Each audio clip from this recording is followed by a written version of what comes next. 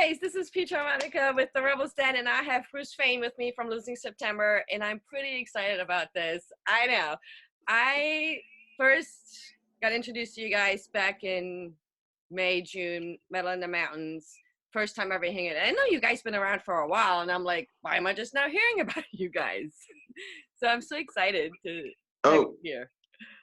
Well, we are very excited. I'm very excited to be on this interview with you. It's I think we saw each other at Rocktoberfest last time, right? We did. Yeah. I approached you guys and said, hey, would you be open to having a conversation? Because my conversations are not so much necessarily about the fame stuff, but more about the nitty gritty, the stuff that happens behind the scene, what's leading you to follow the music, the passion, right? But then there's also the hard stuff that happens on the things that people never talk about. Yeah. That's what they write the books about in the movies, right? Yeah. Or afterwards. I've been around the music scene for a while. Is that you guys are a band? There's how many of you? 5? Well, it kind of varies. It goes back and forth. If you include our cowbell player that is deaf, it's 7. Yeah, and I love him, and I do want to talk about him just a little bit because there's reasons. I think you'll know them. But so, how long have you guys been in a band? Let me just start off with that. In 2003, I just got out of high school at that time, and 9/11 had happened. So I was originally in like a bunch of punk bands and like punk pop bands and crap like that. So it was just cover band nonsense. So I wasn't, and I wanted to write original songs and original music. But I just didn't have a clear vision of what direction, I was headed. I was young and didn't really know. You're young, don't know what you're doing at that time. At the age of 18, you're trying to become an adult. You don't really know.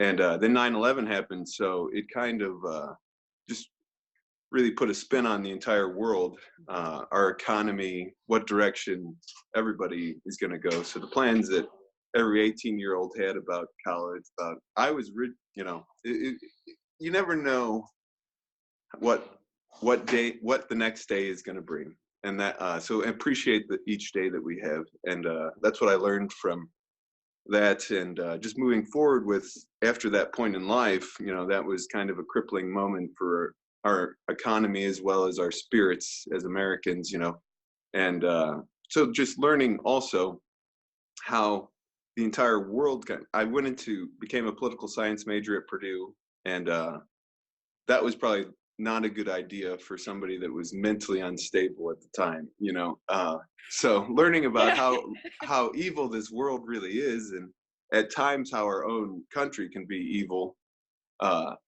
it's overwhelming for a young adult.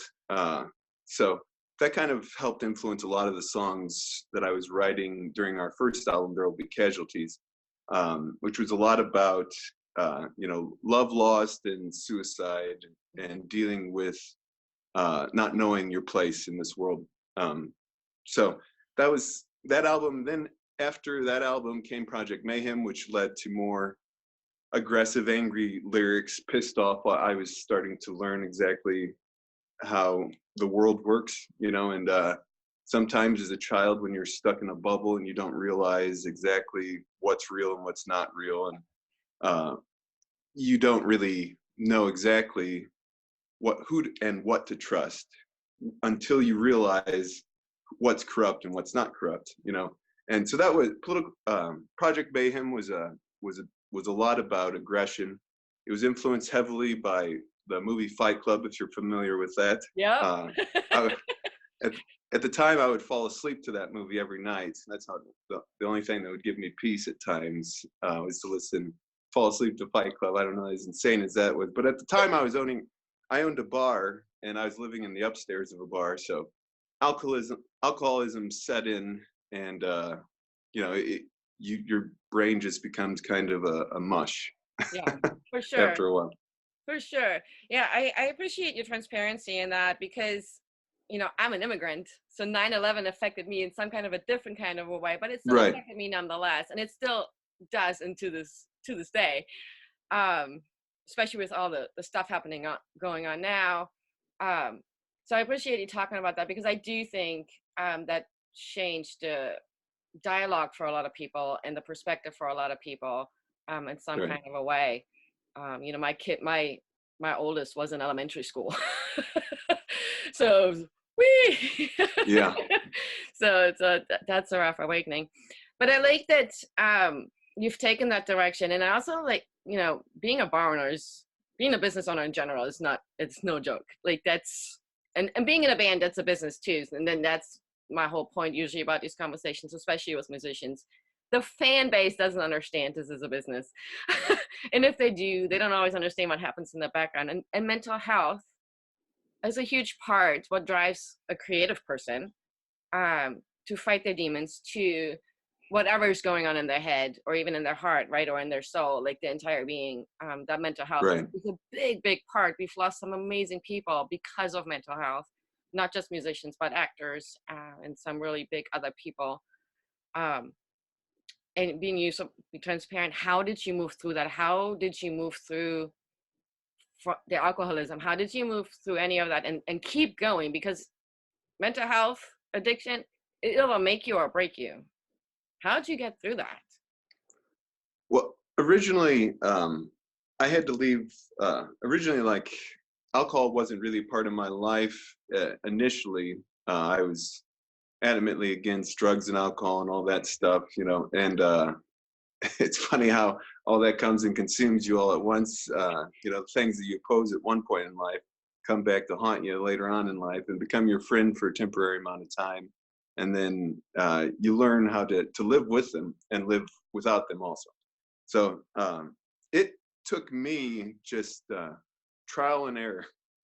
And have been lucky, really. I've made a lot of bad decisions in my life. And, you know, I've been lucky to get through them, still be here today. A lot of my old friends would be surprised that I'm still with us today, you know. So it's been an encouraging struggle because it gets easier over time. It doesn't, it's always the hardest right at the beginning. You know, when I first tried to end my life, it was during the process that I realized that I wanted to live. It was just selfishness that really consumed me at that time. And that was what led me to believe that uh, nobody cared about me and I would be worthless to society. And I would only be hurting myself in the process, which made me feel good about it, about going forward with it, you know. But really, that's just being selfish because there are a few people that do care about me in this world, you know. And so those people will be affected, and those are people that I truly love and care about. And you know, understanding that, and it's not just all about me, Mhm. is really what drove me to take the next step to figure out a way to survive. Uh, Yeah. you know, and life is not easy. That's one thing Right. that we are promised in life is death and taxes. Those two things we there's no denying it, Yeah, there isn't. unfortunately, you know.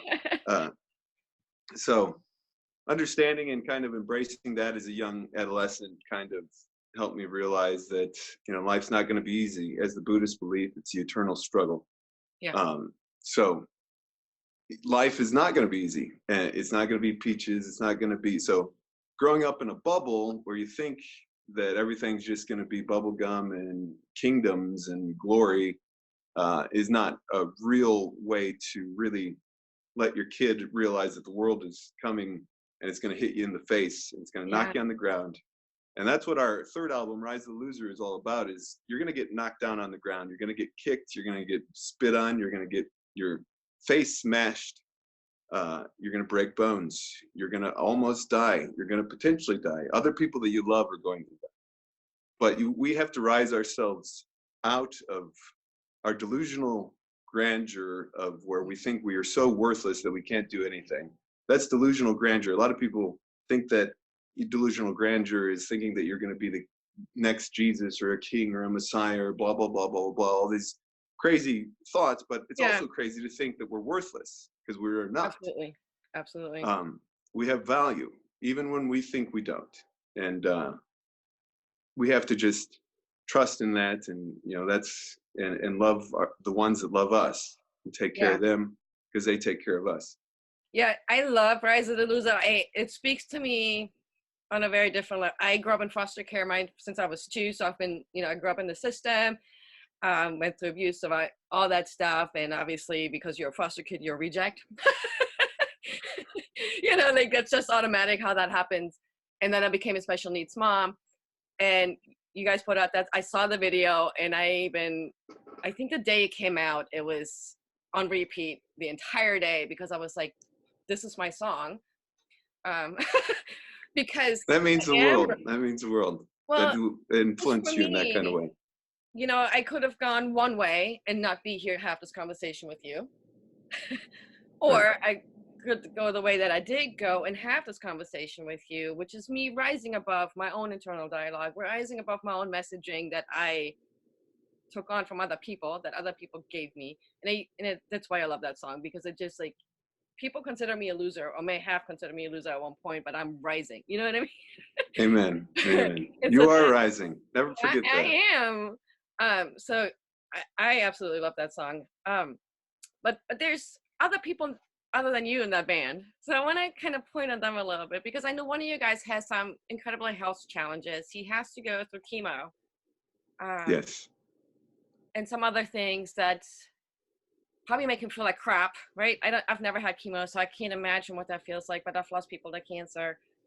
But here he is, showing up on stage, despite everything he's going through. And I've told him directly, I see my son in him. My son almost died. I know I shared with you briefly a couple of times due to liver transplants, some other stuff.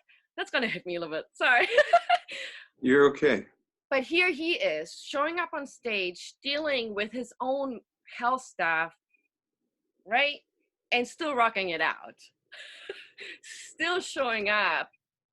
And it just shows to the message, life's not easy, but you're going to show up for it anyway. Right. How? That's the truth. Right? And that's what he does.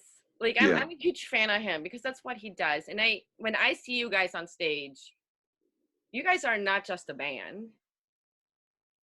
You guys are family. Right. And you can feel that. So I know he's going to have some shit days. How do you guys support him and help him through that so that the family unit can still be good? Well, a lot of it comes down to him. He decides whether or not he can do it or if he can't. And this year has been, after we found word that he had stage 4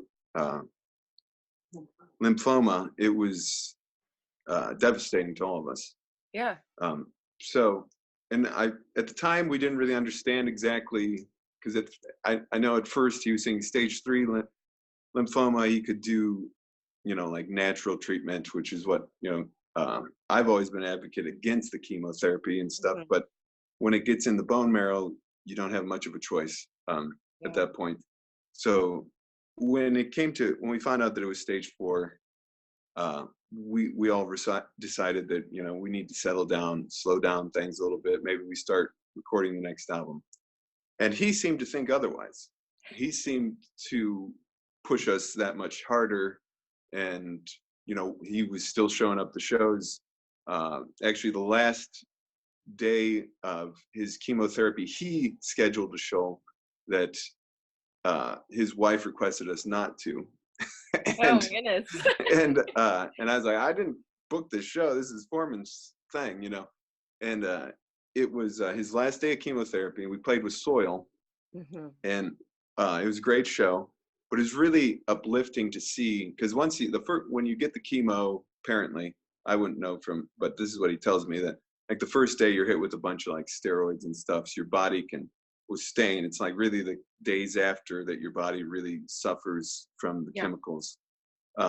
So he said, if I'm going to play a show, it'll be the day of the chemo treatment, because I won't be able to feel the pain until the next couple of days. So a lot of it is understanding him. He was really good about scheduling his chemotherapy around shows, as well as around like tracking and just scheduling and stuff like that. So he was the one that decided, the band's going to move on.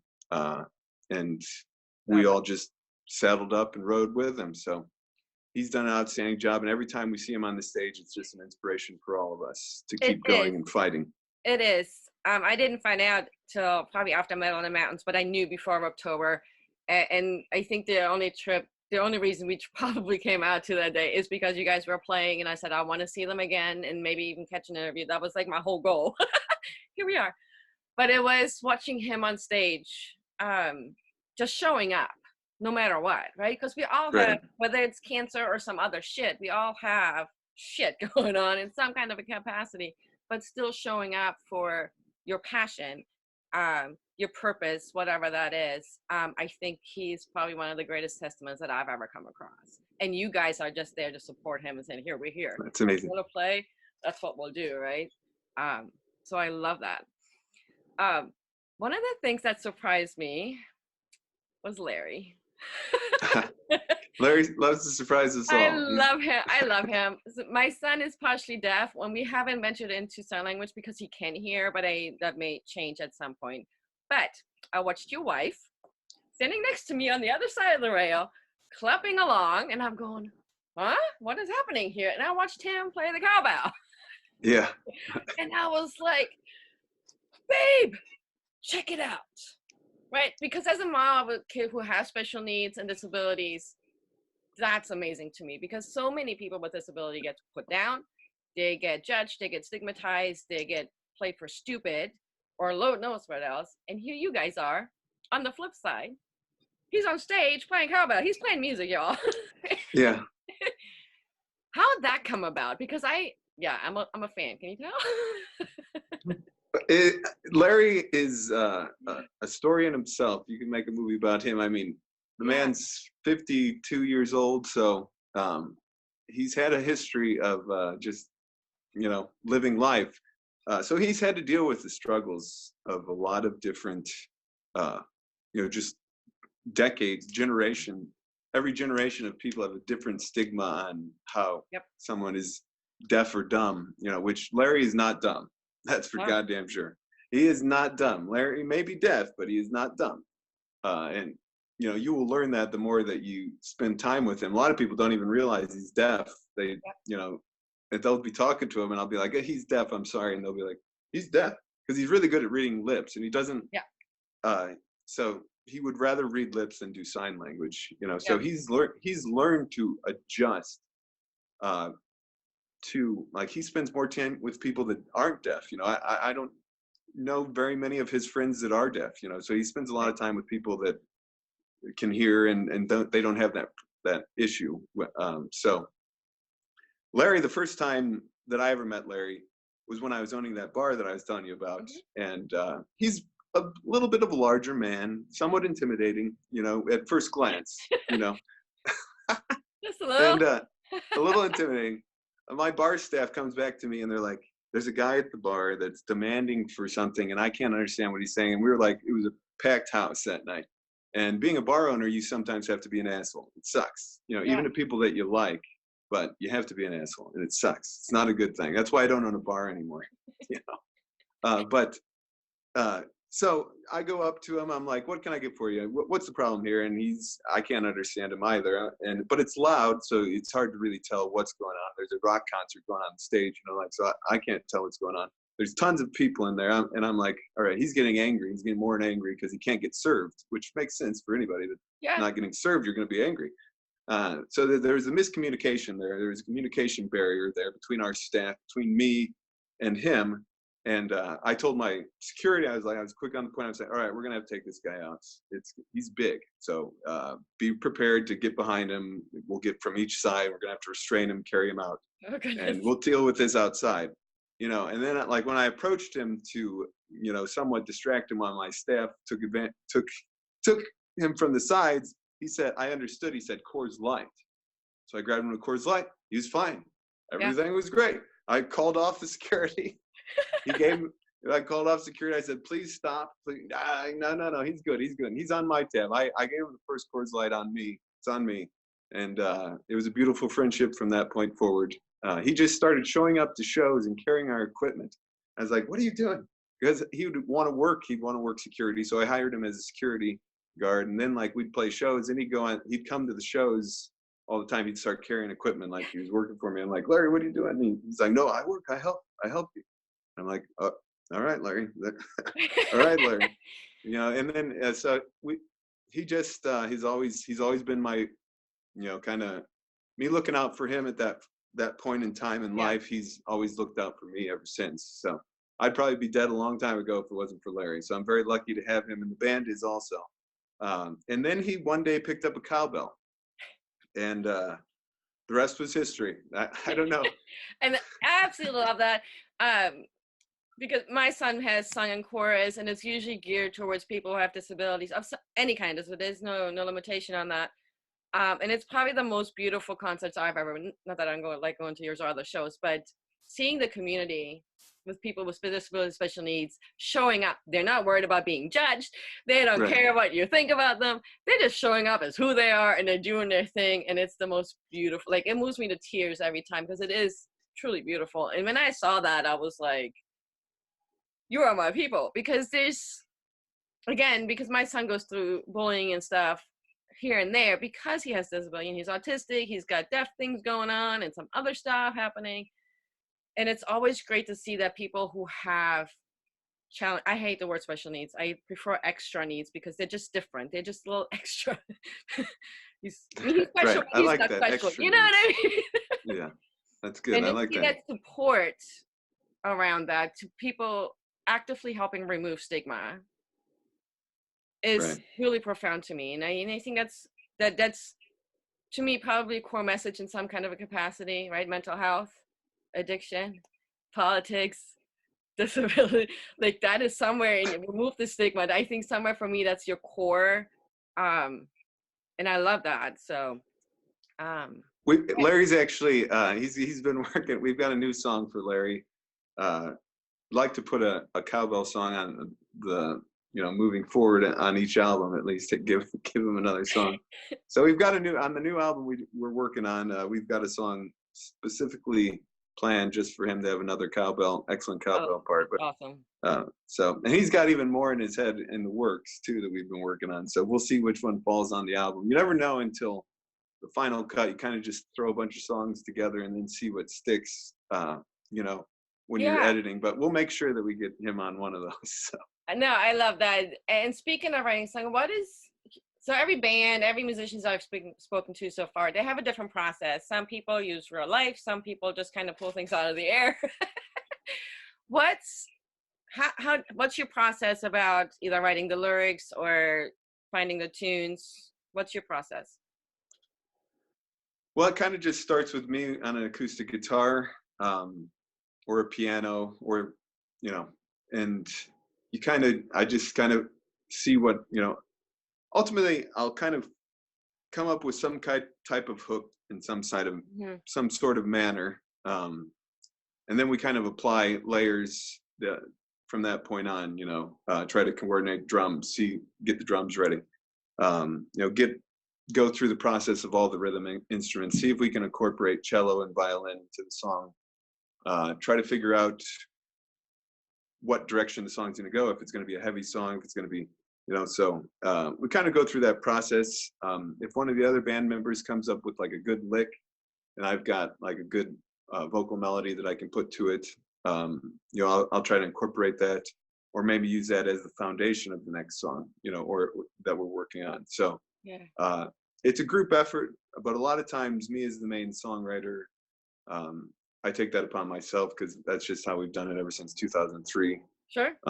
So it kind of starts with acoustic guitar, is the best way to put it. I don't know. And then we just add layers. We just layer it. Sometimes we eliminate the acoustic guitar. Most of the time it's never even in the song. By the end, that kind of just starts off as the concept of what we're trying to do. Yeah. So, and then I suspect inspiration for songs are, real life stuff going on here and there. I've had the most success with real life stuff. It seems like people grab onto that more so than, the fictional stuff. When I've tried to write, like this last album, I wrote an entire album, a concept album all about being a pirate. And the more I listen to it, the more I hate it. So none of those songs are going to be on the next album. I've decided. I've already written, like, so that I might release that album at a later date, some solo crap, but it's nothing that is Losing September. It's Yeah. so none of that is going to be, the real stuff is what matters, and that's what Losing September is. So Yeah, no, I love that. Is that Rise of the Loser spoke to me again on a very deep soul level. But I was playing the Idiot song to my son because he was supposed to go with us and ended up not going. And I was like, you got to check them out because your tone is actually very unique. Your sound is very unique to me. Um, that sets you apart from all the other bands I listen to on a general basis. And I said, you need to check them out because you might go to see them, and I want you to be familiar with some of the songs that they play, so you're not just, or are they? Because that helps him also be more comfortable around people. right, He comes into my office one day. Yes, we drink, but we're not daily drinkers. So alcohol is not like a huge part of our lives unless we're like socially, right? He right, was like, social. Mom, that Idiot song, it's my favorite. And I was Really, like, dude, you can't ever drink. With the liver transplants, we're very yeah, clear about especially, do not, yeah. consume alcohol. Future, he's only 16, but he's 16. I was like, please don't ever. He's like, but Mom, I love that song. And I'm going, Well, okay. the song is all about the stupidity of alcoholism. Yeah, and It's I not think it's part not of him, supposed to. but I think part of him gets that. He's very intuitive about some of that stuff. But I was just like, okay, as long as you don't start drinking, we're good. Well, it's like that story. I, I, there's a father who's an alcoholic. He had two twin boys. One became an alcoholic. The other one didn't become an alcoholic. And it came down, and they asked the father. They asked him after reviewing psychologists reviewing the two boys. They said, "Why did you become an alcoholic?" To the alcoholic, and he said, "Because I watched my father."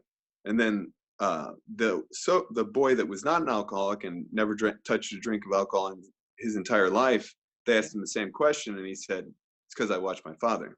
Yeah. So everything's determined on perspective. So I hope that your son sees that it's not just a party. The lyrics are Yeah. all about, at the time when we did the music video, that was the grand scope of things. We were being sponsored by Cold Cock Whiskey and wanted to get them involved. So the video portrays a party, but the lyrics are sincere about, it's not, you become an idiot. If you want to Yeah. be considered an idiot, Yeah. alcoholism is Yeah.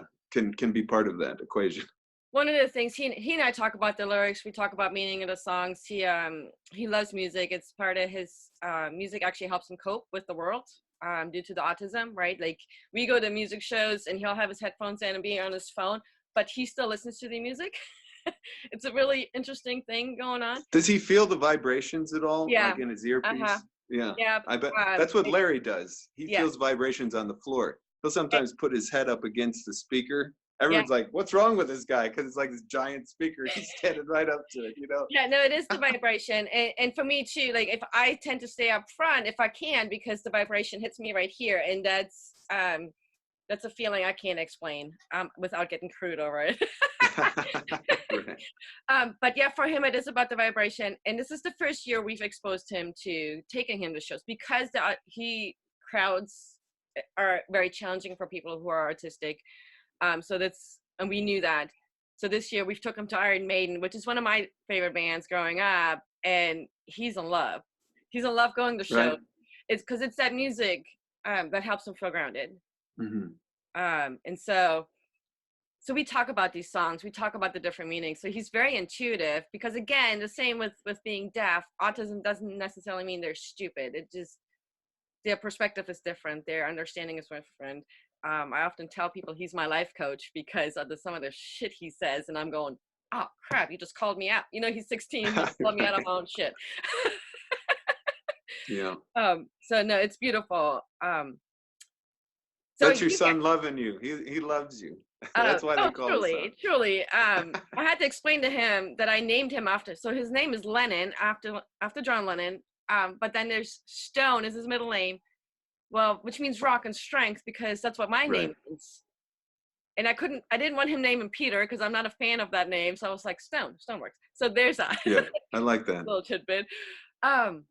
You guys have a really big project coming up because you guys are getting ready to head overseas. Yes, we are. Talk about that, because I was like, what is happening? Go ahead.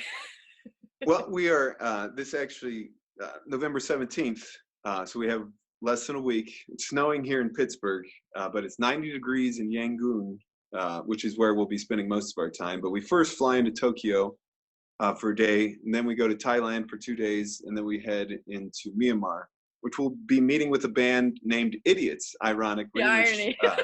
the irony. But they're a really huge band out in Myanmar and Southeastern Asia. So I know tonight they're performing with Bring Me the Horizon in Thailand. Nice. So we will be meeting up with them. We'll be collaborating with them. The song Idiot that your son likes so much, Raymond, from the lead singer of Idiot's band, we'll be collaborating. He'll be actually doing some of the lyrics in Burmese. So it's going to be cool. And then we're going to be collaborating on a couple other songs too that they're going to have on their album as well as we'll have on ours. And then we have a show out there on November 30th at the French Embassy. So that'll be interesting. Yeah. We're looking forward to it. Any tour dates coming up 2020, or you guys are still kind of just writing and just open? Right now, 2020 is kind of, there's a lot of things in the air. Gotcha. So right now we're just trying to solidify that. Unfortunately, I can't release any of those dates no, that's okay. yet. Otherwise, I would totally do that, but I'm restricted from doing that. But so it is in the works, most definitely. 2020 is going to be a big year for us. This 2019 has been big for us too. So we've been really lucky over the last year. We're going to keep the momentum rolling. We have a lot of projects. We've been in the studio the last week tracking our next single that we're working on.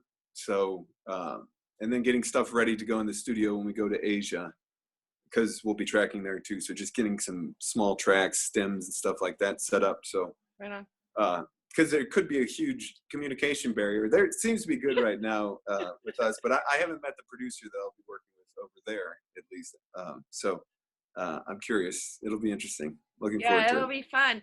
Well, I know you can't release everything or anything, and that's okay, because people can follow you on Facebook at Losing September. You guys have a website, and I will be linking all of that to the blog post that'll come with this interview. So if you want to stay in touch and figure out where they're playing next, just go like their stuff. But I just wanted to thank you for taking the time and saying, hey, I have time, let's do this, and having this conversation with me, because there's so many pieces of I love about you guys. It's not just the music, but it's sort of some of that stuff that happens on the back end, and the support that's there for the family.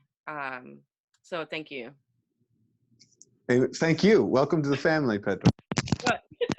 I'm doing it again. It's a pleasure. Yeah, absolutely. And I'll be hopefully seeing you at the next show that is near me. For sure. We're looking forward. West Virginia is always good to us. So yeah, we love coming out there. It's that's always only a party. 3 hours from me, so that's not too bad.